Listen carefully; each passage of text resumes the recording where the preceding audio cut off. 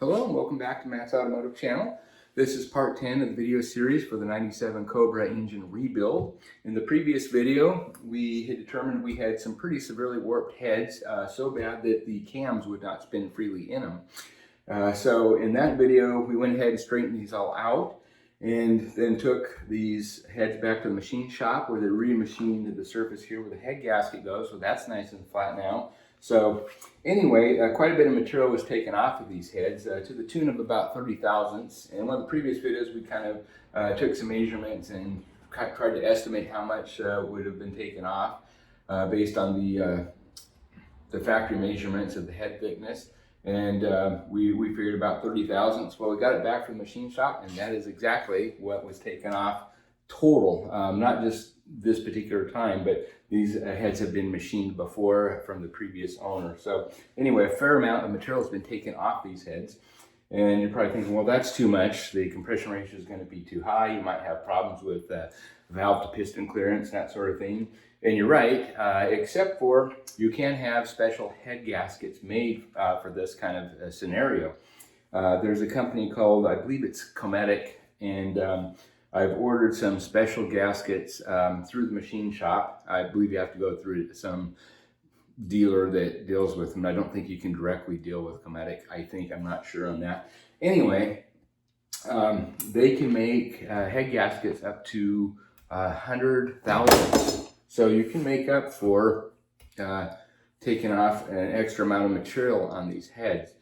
And we ended up going with a head gasket of 60 thousandths. 70 thousandths would have been perfect, but due to the fact that the block has had some wear and there is a slight amount of taper in the cylinders, that's going to result in a little bit lower compression anyway. So I decided to go with a slightly smaller or thinner head gasket at 60 thousandths, and hopefully that'll make up for the additional wear inside the cylinders. So hopefully we'll end up with something that's very close to stock compression when we get this all put back together.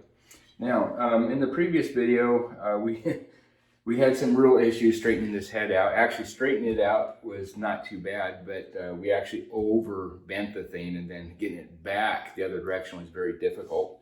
And so with the second head that we worked on, we kind of knew that that could be an issue, and took a much slower, cautious approach to it, and we nailed it the first time. In case you're wondering the settings that we were using on the cutting torch, and in fact that's how we straightened it. We bolted it down to a 1-inch thick block of steel and then bent the thing back. So if you did see the previous video and you're wondering about some of the settings that my friend Kevin used to heat these heads up, and what we did was slightly melt the head in specific spots here, and to relieve the tension once we had the thing bent the way we want. I'll cut to a clip of him describing how he did it and some of the settings. So let's take a look at that first real quick. Hi, I'm Matt's friend Kevin. I got the privilege to work on Matt's head here from his Mustang. I wanted to have just a standard cutting torch by Victor. And last time, if you saw the video, we went ahead and we heated the head on like, I guess 8 spots, or maybe even 10 spots. And it worked really well, but only too well, and overbent. And so anyways, we finally got it squared away, and on this guy, we ended up just applying heat just in the middle, one on each side, and it ended up, oh my, it's perfect. And what we did was, besides only doing the 2 spots, we used the same gas settings. Basically, we're a little bit less as far as the settings. If we were going to cut 3/8 material, we'd have like around 7 psi on our acetylene, 35 thereabouts on the oxygen. But now we have it set about 30 oxygen, 5 on the acetylene, just a little bit lower than our standard cutting. And when I have the torch going, I'll actually do it real fast demo.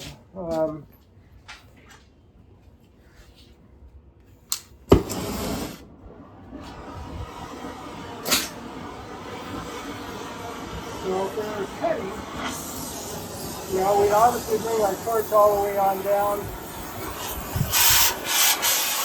We that point, and I trimmed the oxygen down a bit to where we're about an inch and a half from our oxygen where you have it if you're actually going to cut. And that's just, I didn't want to overheat the head and cause any damage. So that's kind of the setting we use for doing our heat job, and this one turned out really good.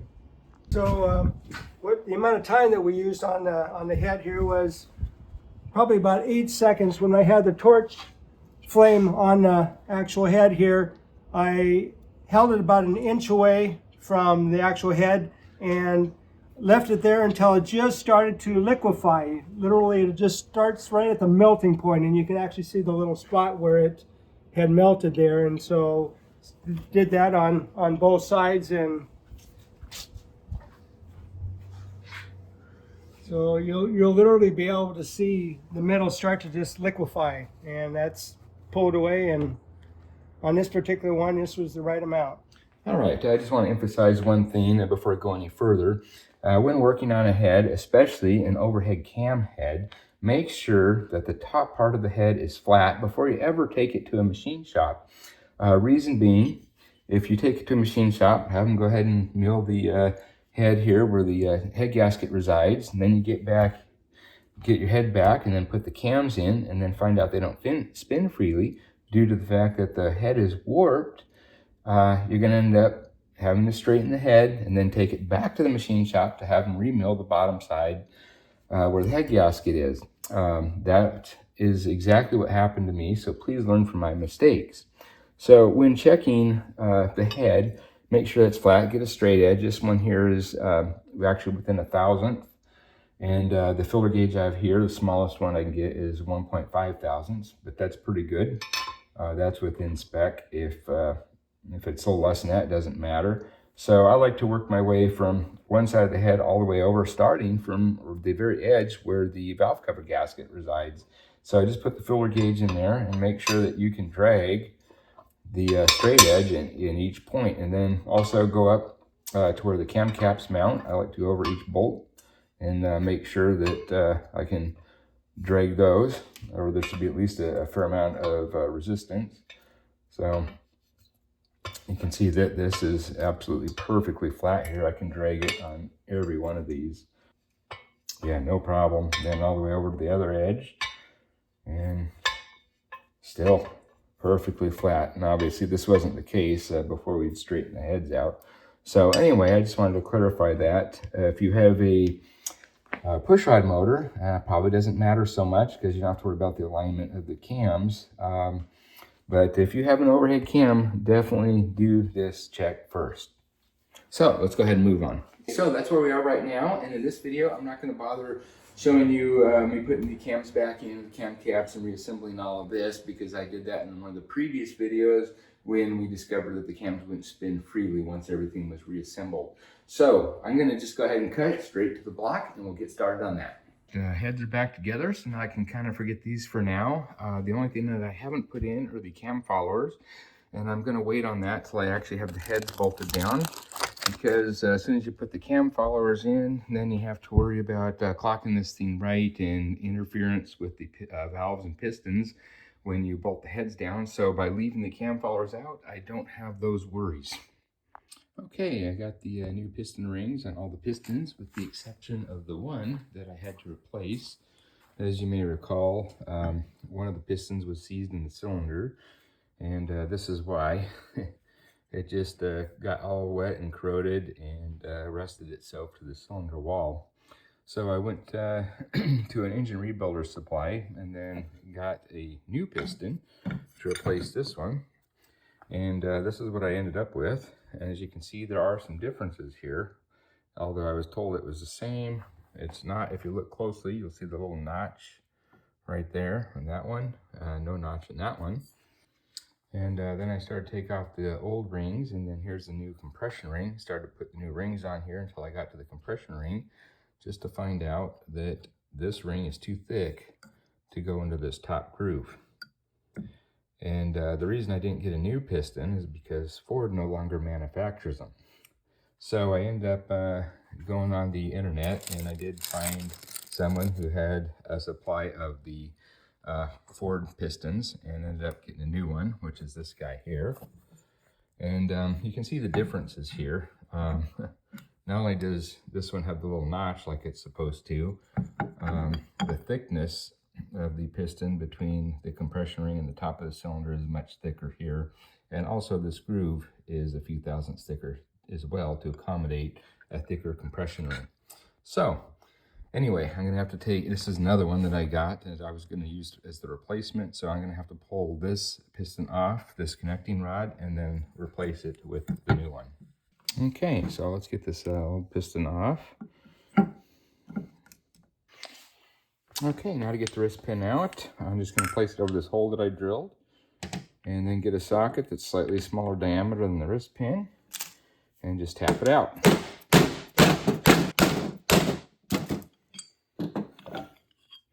Just like so. This is replacing cylinder or piston number 3, so I'll write 3 on here so we don't get it confused with the others.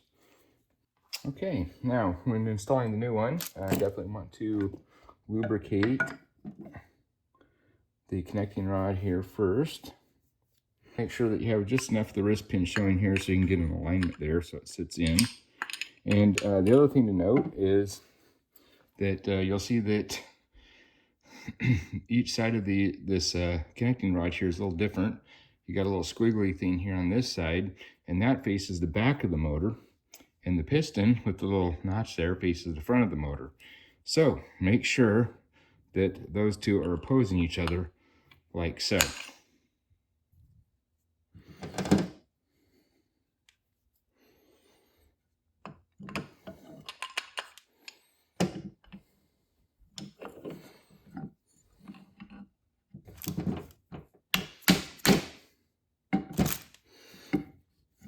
Okay.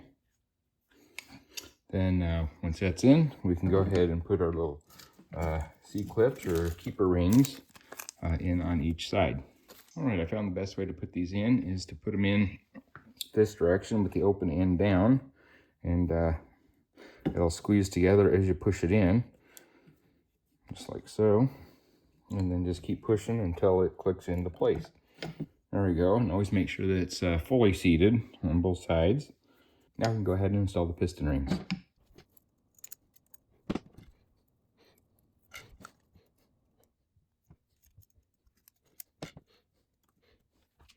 Okay, got the oil control rings on.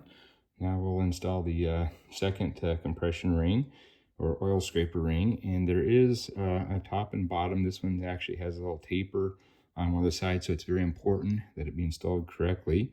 And usually it'll tell you, there'll usually either be a dot or some kind of marking here, and in this case it actually says top right there. So anyway, make sure that's facing forward.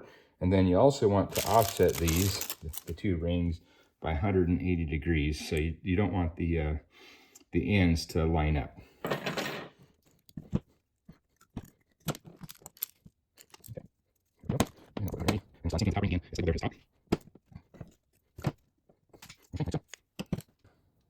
And install, and same thing with the top ring. Again, it's labeled there as top. Now, just as a reminder, we did in the previous video check the ring end gap here in the cylinders. So if you want to see how that's done, go back a couple videos and you'll see that process. Let's get our block ready to install the crank. So let's first start by removing the old main bearings here.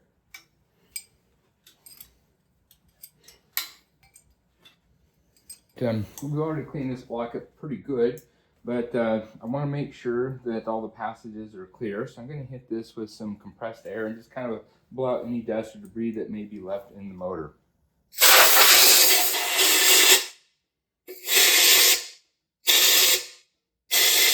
Air in there, and just blow anything out that could possibly remain, and just blow anything out that could be remaining in the motor.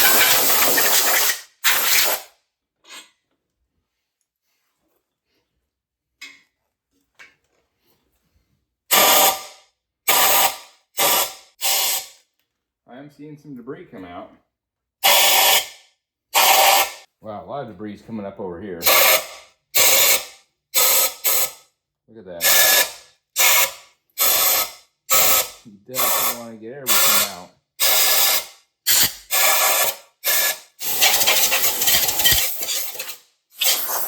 Okay, next we can go ahead and put our main studs in. There's two different sizes here. And the top of these studs, or the part that faces up, has a 4mm Allen head on it. And these don't need to go down real tight, just snug, so they're fully seated. Okay, and these smaller studs, these are a 3mm.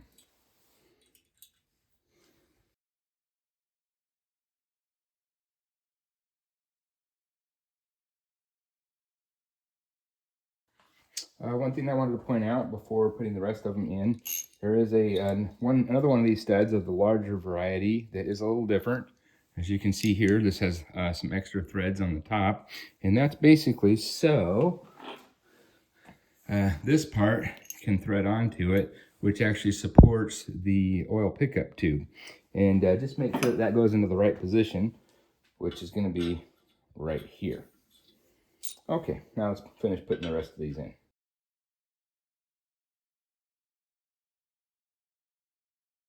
Now it's just one final check. I want to make sure that these are all fully seated. A quick, easy way to do that is just put a straight edge on here and make sure that the straight edge hits all the studs. If it rocks on one of them, obviously one needs to go down a little further, which could mean that you have some debris or something down in the threads. So if that's the case, then be sure to clean it out before you go any further. All right, this looks good. Now we can go and install the main bearing set. These particular ones are from D&J. Okay, before we install these, make sure that you got the right bearing set going into the right spot. There's basically three different types. First of all, you got the thrust bearing. Okay, now the other two types, some of these have little slots in them. Those are obviously going to go into the bottom side here where the oil holes are, so it can feed the oil into the bearing. And the other type is just a solid, like so, which is going to reside here where the cap is.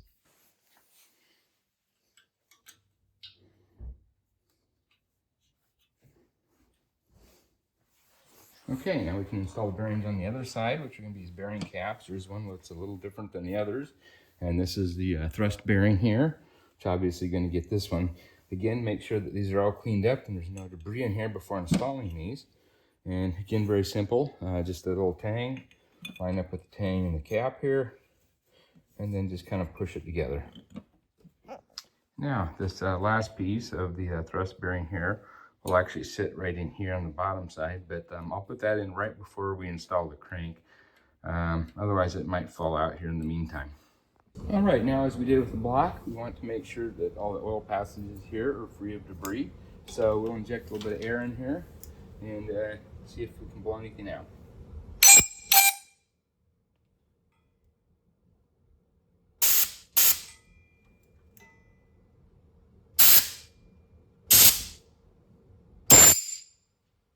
Okay, just to show you here, we did blow some stuff out. Here's a little bit on the wall, and here's a little bit of stuff here that came out on the towels. So I think what I'm going to do is inject a little bit of oil or WD-40 in these and then blow that out and see if we can dislodge any more of that debris that's in there. That would definitely be a problem if oil started flowing and then got this debris into these bearings here. It would start eating away. So we need to spend a little more time cleaning this up. All right, I'm going to start here by injecting a little bit of WD-40 in each of these ports. Okay, let's hit it with the air again and see if we can get any more debris out.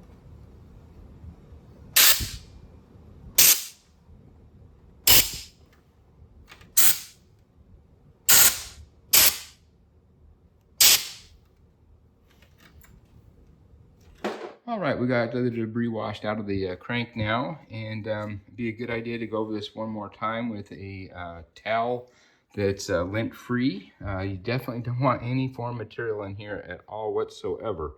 So we're just going to give this another good wipe down, and then we'll go ahead and install it in the block. Okay, now we can start by applying some assembly lube in each of these bearings. I'm using Ultra Slick here, engine assembly lube. And just try to make sure that you cover all the surface area here. Don't leave anything dry. Okay, that looks pretty good. So let's go ahead and drop our crank in here now. Okay, I'm gonna put the thrust washer in here now. And I'm just gonna put on some assembly lube here. That'll help it stick to the block while we drop in our crank. Okay.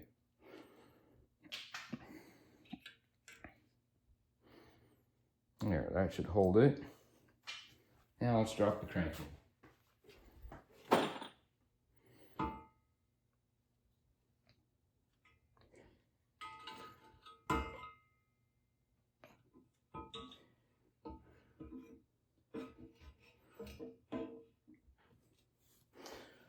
There we go. All right, I'm gonna take one more peek here, make sure our thrust washer is still in there, and you can see it right there and right there. Okay, in addition to the assembly lube, I'm gonna just put a little bit of motor oil in here as well. In each of these journals here.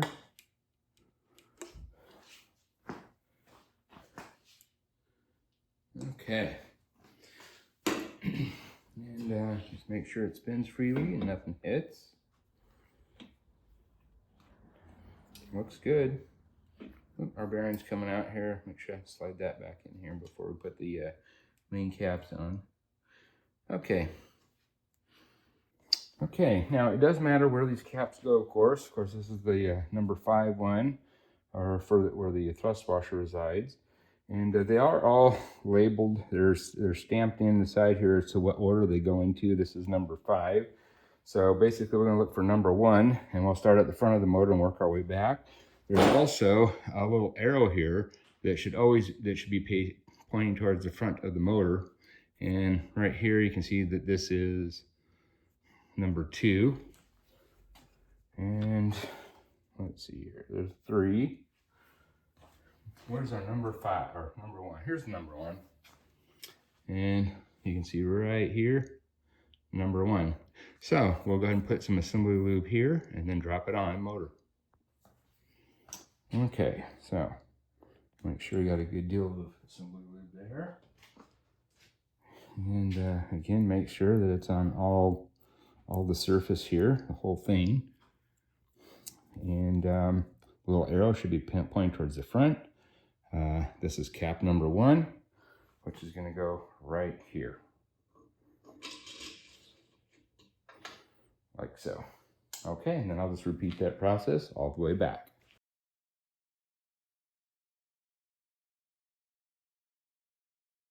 Okay, now on this very last one, I'm setting the cap down and it's hitting something, and that's because, remember, this is a thrust bearing, a thrust washer here, and so this washer is actually hitting part of the crank. So don't try to force it down, just push the crank back a little bit, and then it should fall in place, and then at the same time it should lock in that half thrust washer that we put down on the bottom part of the block. So, still should spin freely, and it does. So let's go ahead and get our nuts, and we'll torque these down to spec, and there is a certain sequence that they need to be torqued down to. Now this is actually kind of a tight fit, so you want to tap each of these down until it bottoms out, and don't risk hitting the crank here, so go ahead and spin the weights out of the way before you tap the next one down. And here's what I'm talking about. These only go down so far by pushing it, and you can see there's not a whole lot of threads here. That's because this isn't fully seated, so just trying to tap it down until it's fully seated. And then again, once you have them all tapped down, make sure that everything spins freely. All right, guys, I ended up with an issue here that's not going to allow me to finish this job today. And it has to do with the fact that one of these studs here is longer than the other. This is the stud that this part here gets threaded to, and that's what the oil pickup tube bolts down to. The problem is this requires a deep socket. It's a 12.12 mm, and I don't have one. So I just placed an order. It won't be here for a few days. So anyway, there's really no point in me showing you me actually torquing these things down. The important thing is that you have the proper sequence and the proper torque numbers. And so of course we got these bolts here on the top, but we also have some on the side, both sides actually. And it consists of two parts. You got this jack screw here, and this, I believe it's, well, this here's a 3/8 Allen, and it's basically just a threaded piece that goes in here. And the reason that this exists is you'll notice here that there's a space between the main bearing cap and the side of the block here. So without this piece, if you just went ahead and screwed this in, this bolt in here, what it would do is it would pull this side of the block right into the bearing cap and distort it and warp it, which we don't want. So that is the purpose of this little sleeve here. And let's see, this is a 3/8, I believe. Yeah, 3/8. And so anyway, when you thread that in, just make sure that it makes good contact with the bearing cap. And I think this just has to be snug. I looked in the manual and there is no torque spec for this piece here. But you can see as I thread it in here, it'll eventually pop out. There it is. You can see it. It'll pop out and then make contact with that bearing cap there. So now when we go ahead and torque these other bolts in, it'll keep everything aligned and won't suck in the side of the block into it. So anyway, with that said, I think I'm going to call it quits here. And again, I'll leave you with the torque sequence and the torque spec. Okay, here are the torque sequence and the torque specs. These torque specs are from the factory with the original bolts. However, we're not going to use those. We're going to use these, the torque specs from ARP, for the studs. And we're going to break it up into 3 parts and do it in 3 different stages. And for the jack screws on the side, here is the torque sequence and the torque specs. All right, so anyway, I'll leave you there. And on the next video, we'll go ahead and install the pistons, connecting rods, and bolt them up to the crank and move on from there. So anyway, catch you on the next one and have a great day. Bye-bye.